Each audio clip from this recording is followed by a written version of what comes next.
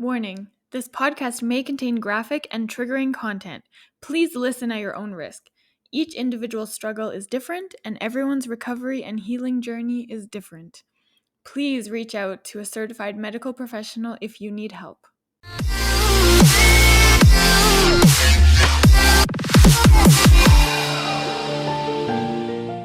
Welcome to episode 2 of Stomp the Stigma, the podcast aimed to fight the stigma surrounding mental health through education, awareness, experiences, stories, resources, and the vulnerable truth. Today I'm going to be talking about my own experiences, my own journey, and my own struggles. I wanted to start this podcast series by sharing my own story, because I know from experience that hearing other people's experiences can make us more comfortable sharing our own. And every time that I share mine and I put mine out into the world, I get somebody new contacting me, thanking me for sharing or relating to what I'm going through or have gone through, sharing their struggles with me. And I really want to get the conversation going. And I want everyone to know that they are not alone. This podcast is a safe space for anyone and everyone to speak their truth and share their struggles. And if you are ready to share your story and you want to put everything out there and help other people, or maybe other people can relate to what you're going through or how you coped with it, please reach out to me. I would love to have you on. And if you want to share your story for the first time, you can talk to me and put it out there, and I guarantee that there will be a huge weight lifted off your shoulders. I've never told my story from start to finish, so here we go. Okay, where did it all start? When I was in elementary school, after grade 3, they changed the busing system in my school, so then I had to switch to a new school.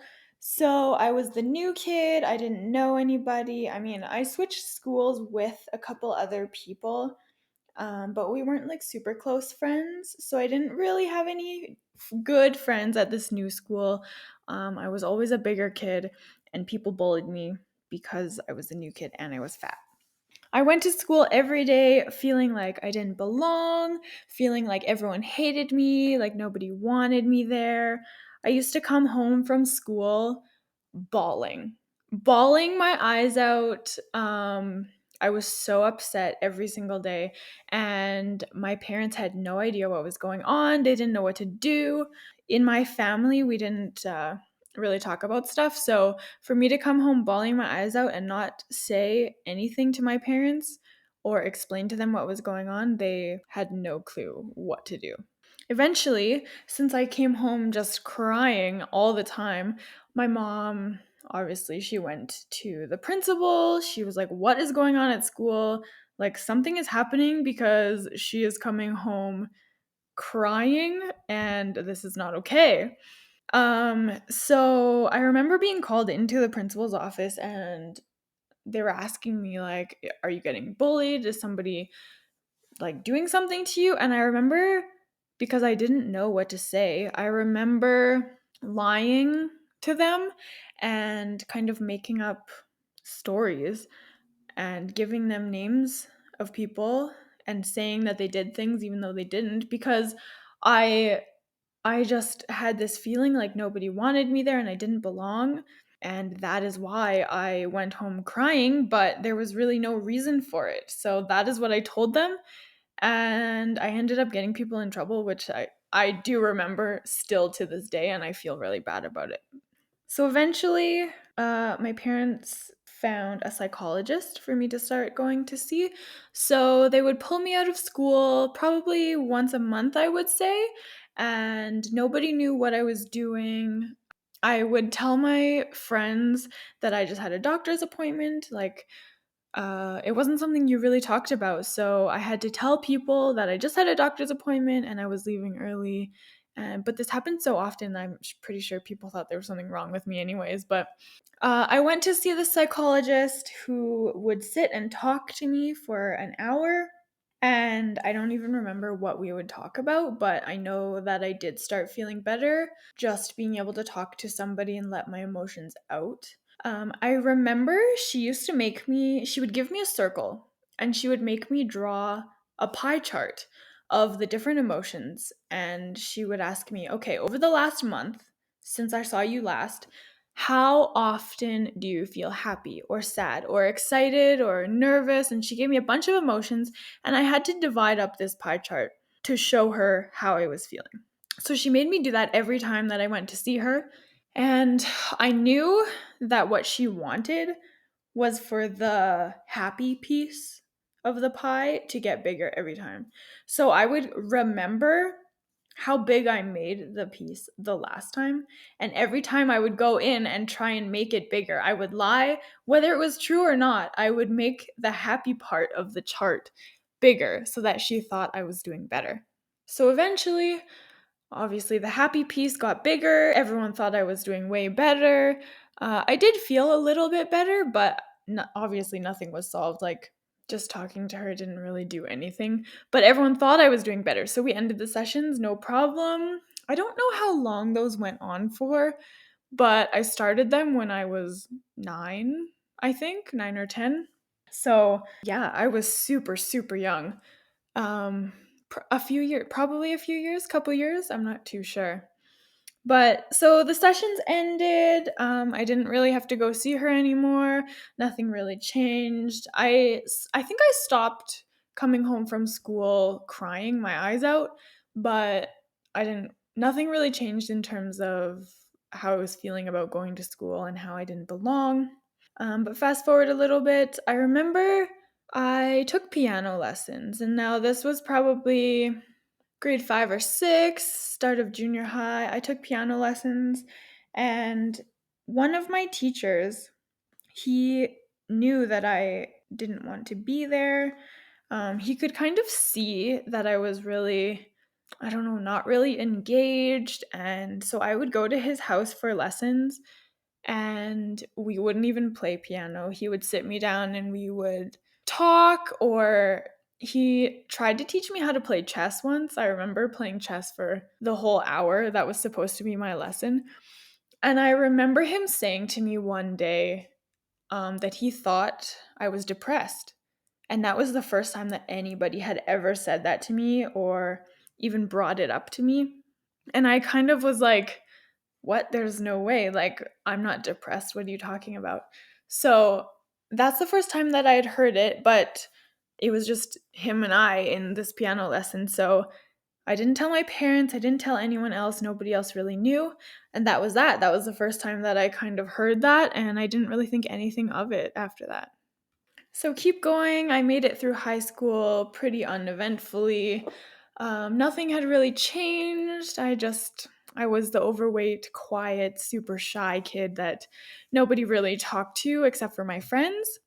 And I had a big group of friends, but I still felt completely alone and like nobody really knew me. And looking back now, yes, I had a big group of friends and I would say we were close, but nobody really knew the real me. Nobody really knew anything about me or what was going on. And in my mind, back then, I guess, it didn't really feel like anybody really cared to know me either.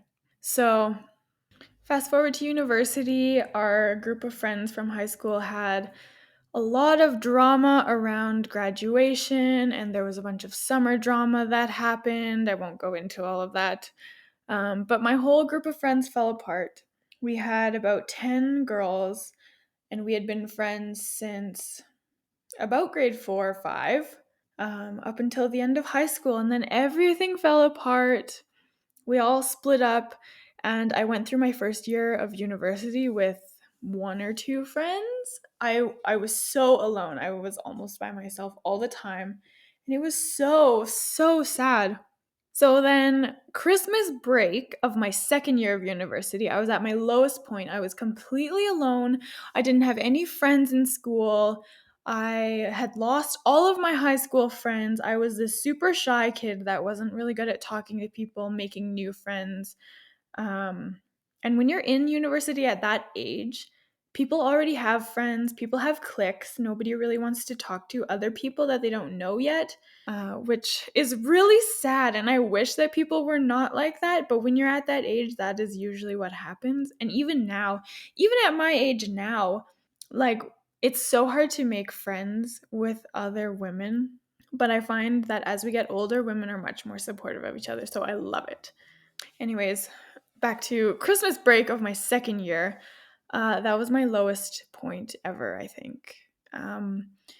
Part of the source of my trauma is my family and my childhood. So, spending so much time with them over Christmas break drove me to the edge. I had nobody to turn to, nowhere else to go, and I was stuck with my family 24/7. Over the years, I had planned my death more times than I could count. And I had reached the point of no return where I just felt helpless and useless and such a burden that I had enough and I was ready to go, and I didn't really care. I didn't really care who I hurt because I felt like nobody was there for me and nobody really cared if I was alive or not. But something stopped me from following through with it. I don't know what, but yeah, I never did it. And now I'm so glad that I didn't. The next semester at school, I met a brand new group of friends who became my rocks for the rest of university. Shout out to my chem crew. You guys are amazing.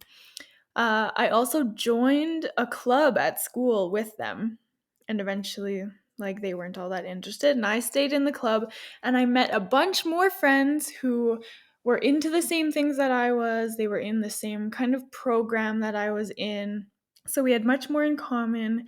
I finally found some friends, some people to lean on. I had my chem crew, I had my club friends, and it was amazing. I've never told them this, but they literally saved my life. All of them, if you're listening right now, you saved my life. And because of you, I saw a reason to keep going, and you really are the reason that I'm still here today. I don't know what I would have done without meeting them at that time because I was at the edge and I was ready to just leave this world. And meeting my friends has kept me alive. Later on in my undergrad years, I started having a lot more suicidal thoughts.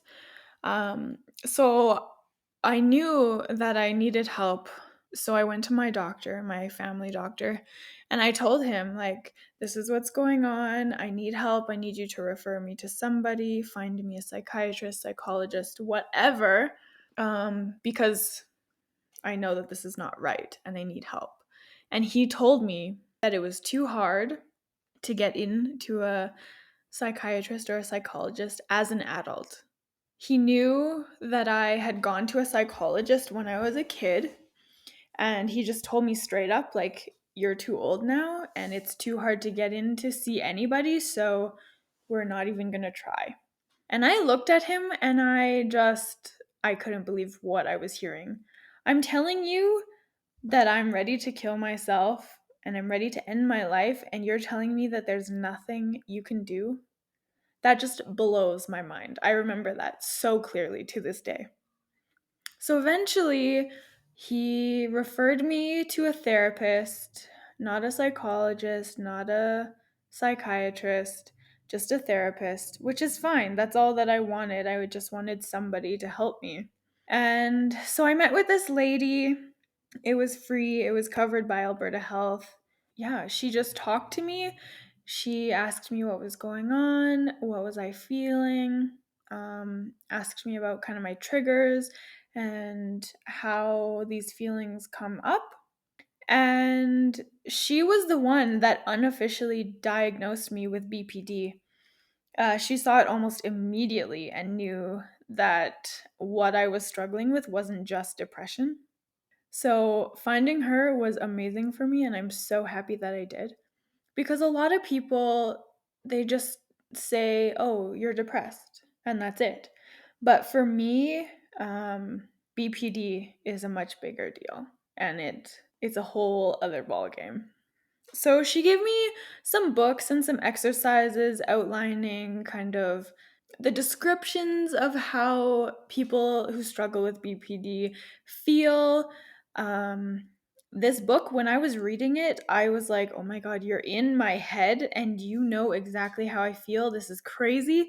So it related to me so much and it helped me kind of pinpoint some triggers, which I still to this day don't quite know what triggers me, but it definitely helped me with my coping mechanisms and how I handle it so that I don't spiral and get out of control.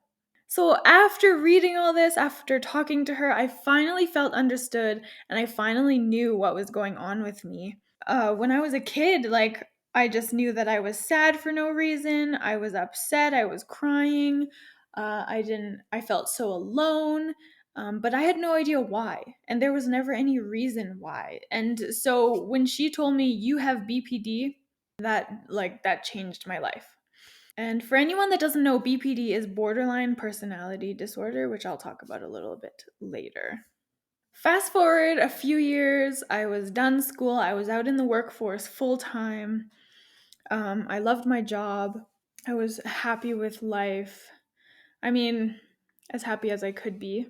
But I worked 1 day a week completely alone, so there was nobody else around. I had a ton of time to get inside my head.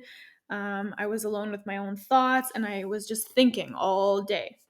So one day I was in a really, really dark place, thinking about harming myself again.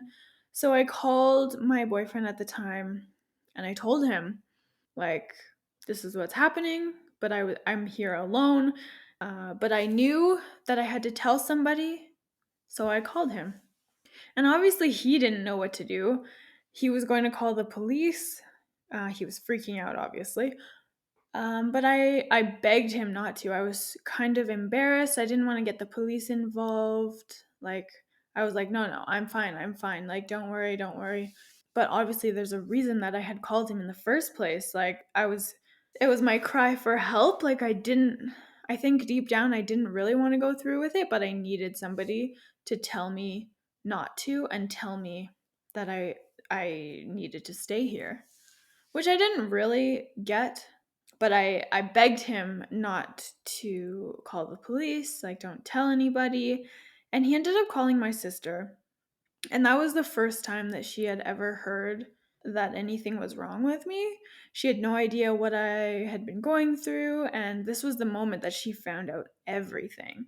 So she called me and we talked about everything. And she was super supportive, super understanding. And she convinced me to finally tell my parents as well because they were in the dark for so long after I stopped my psychiatry sessions when I was a kid. They just thought since I was good to end those sessions that I was good for until then. And so they also had no idea what was going on.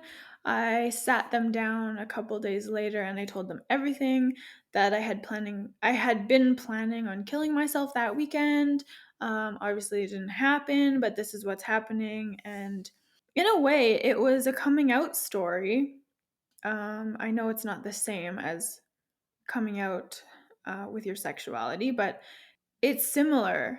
Anyone that has done this before, you know what I'm talking about. Oftentimes, a mental illness struggle is this completely other side of you that you do anything to hide. You lie, you manipulate people, and you don't want anyone to see it. So, for them to hear this from me, it was a huge shock to them. And I hid it from anyone and everyone. I never wanted anyone to know that I was suffering every single day. So you just get used to putting on this happy face and pretending to be something that you're not. So after I told them I didn't really get the reaction or the support that I was expecting or that I wanted, but at the same time, I'm still really, really glad that I told them because now it was out there and I didn't have to hide who I was as much. And as mad as I was at my boyfriend at the time for betraying my trust and in a way kind of forcing me to come out to my family, not on my own terms. In the end, I'm glad that it happened because then everybody knew what was happening and it was just out there and we could kind of move forward from that. A couple years later, a girl that I grew up with shared her own story and her struggles on Facebook. And she was the first person that I knew to publicly share any kind of struggle or any kind of story. She is actually going to be my first guest on the podcast. Stay tuned for episode 4. But she inspired me to share my own story as well. And I'm so glad that I did. Hearing her struggles confirmed that I was not alone and what I was feeling was okay. And up to that point, I didn't know anybody in my life that was struggling at all. And I didn't know if there was other people out there with the same feelings as I had. And so it's because of her that I am here today sharing my own story.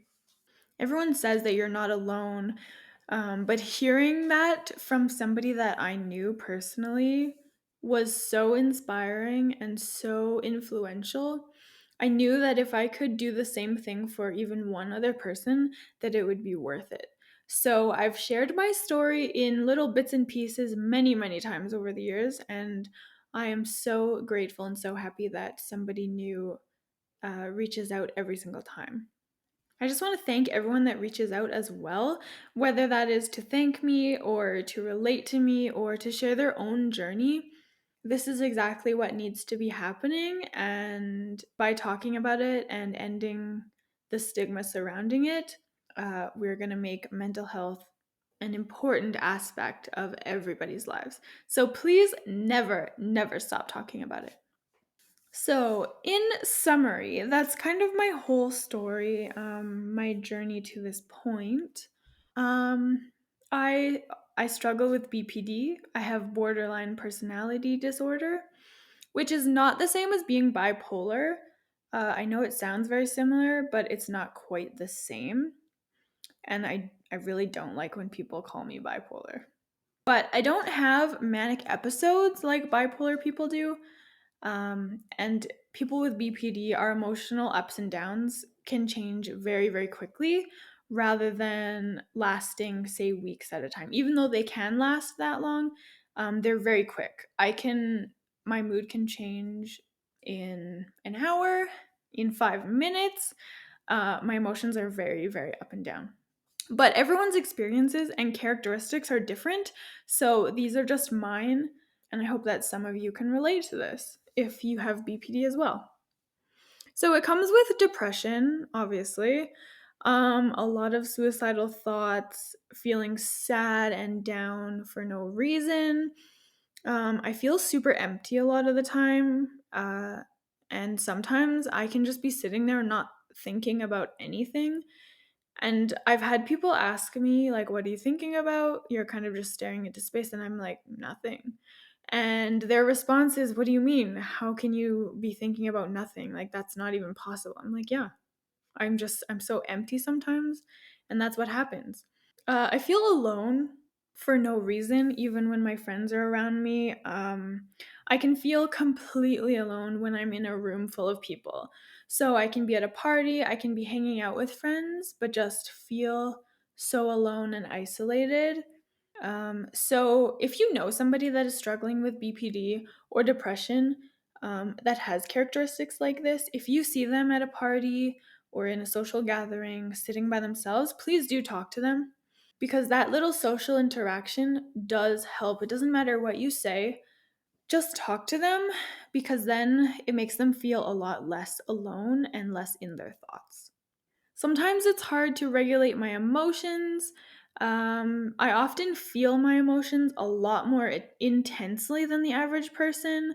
So I can be super, super happy, really, really down. I can get really angry at times. But for me, that's not really a big one. I know a lot of people can. But for me, I don't really get upset or angry very easily. It's more just being really down on myself and just down in general. So, one of the characteristics of BPD is that when our emotions are so intense, we need to find a way for them to be released or kind of expressed. And sometimes that expression is not always healthy. So you can see angry outbursts, a lot of self harm, binge eating, spending money recklessly, even driving recklessly. It can come out in all sorts of different forms. So for me, it was more binge eating and negative thoughts and self deprecation and a lot of things like that. I'll talk more about my binge eating and eating disorders in the next episode, so stay tuned for that part of it because I also struggle with eating disorders on top of all my depression and BPD. One of the characteristics for me is that I think about death a lot. And even to this day, when I have healed so much, I think about death probably every other day. I've planned out every single detail of how I was going to kill myself, when, where, how, who I would leave letters for, what I would write. I have done that countless, countless times. I don't know. I kind of have learned to deal with it. But I do think about it a lot when I'm driving, even on the highway. I'm like, oh, what would happen if I just crossed the center line and like ran headfirst into this semi? Or if I like overdosed on pills at home or drank, I don't know, antifreeze or anything like that. I think about it all the time, and it's something that has just become kind of a part of my life, but you learn how to handle that. And I'm going to talk about my coping mechanisms in the next episode as well. For me, when a bad day hits, I just shut down completely. I have no motivation to do anything. I tell myself that nobody cares, even though I know that people do. You just become so negative and you don't want to do anything. I had a bad day a couple months ago and I was doing so great in the morning. I was so productive. I got a workout in. I made myself lunch and I was having such a good day. And then all of a sudden after lunch, it just hit me. Like I said, my emotions can change really, really quickly. And it just hit me. And all of a sudden, I was super down. I had no motivation. I didn't want to do anything. I didn't want to talk to anyone. I didn't want to go out. And I laid in bed for probably 6 hours. And I wasn't on my phone. I wasn't doing anything. I wasn't thinking about anything. I was just laying there staring into space. And that was one of my bad days. And that's just kind of what happens to me. I think about anything negative that I can, and I kind of give myself the pain that I think I deserve. But why do I do that? I don't know. That's just how it's always been for me. And I think a lot of people with BPD will tell you the same thing. It's a lot of negative, like self hate and just self deprecation that you can't explain. One of the hardest parts about when a bad day hits is that you can't just lay in bed all day. You can't just sit there all down on yourself. There are days when you'll wake up in this state and you have to get up, you have to get out of bed, you have to go to work, you have to get everything done that needs to be done. You still have all of your adult responsibilities and you have to still get up and live your life, and that is the hardest part, is that you can't always deal with it when you need to deal with it. Depending on who you ask, they will say that depression and BPD and all of those kinds of things stem from a chemical imbalance in your brain that you're just born with. But I also think that it is a combination of, say, childhood trauma or things that have happened in your life, as well as the chemical imbalance. I don't think it's just one or the other. I think it's a combination. And I've gone through what I would say would be a lot of childhood trauma with my family. I'm not really close with my family, and I grew up in an environment where we didn't really talk about our emotions and we weren't really allowed to show emotions. I know I never really saw my parents cry. They didn't really hug each other. We didn't hug each other. We didn't say, I love you. There was never any, like, I'm proud of you. It was always, I was never, like, scared to show my parents, like, my report cards or anything. But anytime that you did, the reaction was always, well, what happened? Why didn't you do better? And I never ever heard kind of, I'm proud of you or you're doing good or anything like that growing up. So I think there was a lot of emotional neglect as a child. And I think that that plays a huge role into why I feel so alone all the time, even when people are around, and I crave attention from other people, and it's not always in the healthiest way. But I really think that it's a combination of the childhood trauma and the relationship with my family and friends, as well as the chemical imbalance in my brain. So I don't blame my family at all for my struggles, but I know that the environment in which I grew up definitely contributed, whether that's from family, from friends, from coaches, and all the different role models that I had as a child. So, what I want you to know, whether you are struggling, whether you are trying to be there for someone that is struggling, is you can't always see mental illness from the outside. If you ask my friends now to describe me, they would probably tell you that I'm one of the happiest, positive, most outgoing people that you'll meet. I'm not as shy as I used to be. I'm still shy, but I think most people would say that I always have a smile on my face and I'm just super happy all the time, which I am. I am. I'm super chill and I don't get upset or angry very easily. So the last thing that they would say about me is that I'm depressed or suicidal or struggling. So be careful how you talk to people and what you say, because everybody is fighting their own battles. I know it's very cliche to say, but everyone has their own battles and you can't always see them from the outside.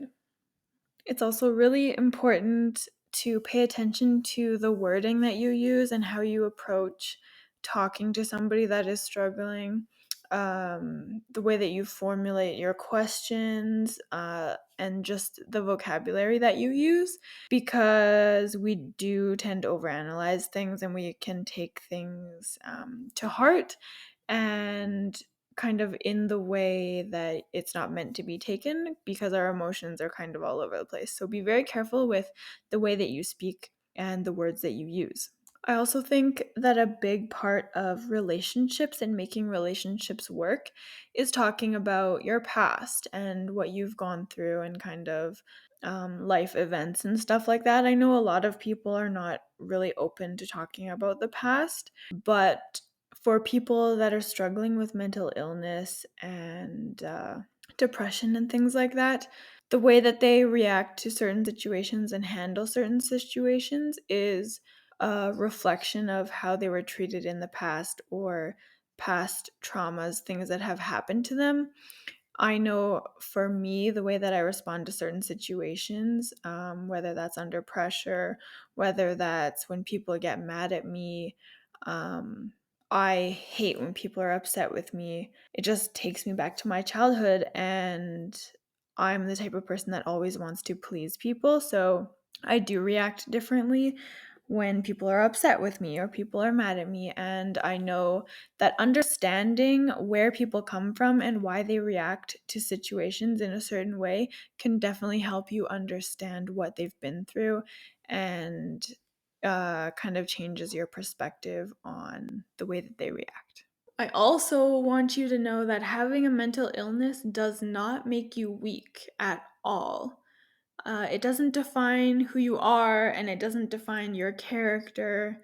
It's just a part of life. Some people have it, some people don't, but it doesn't define you, and you are never, ever alone. Thank you so much for tuning in today. Feel free to reach out at any time. Share your story, speak your truth, and together we can stomp the stigma.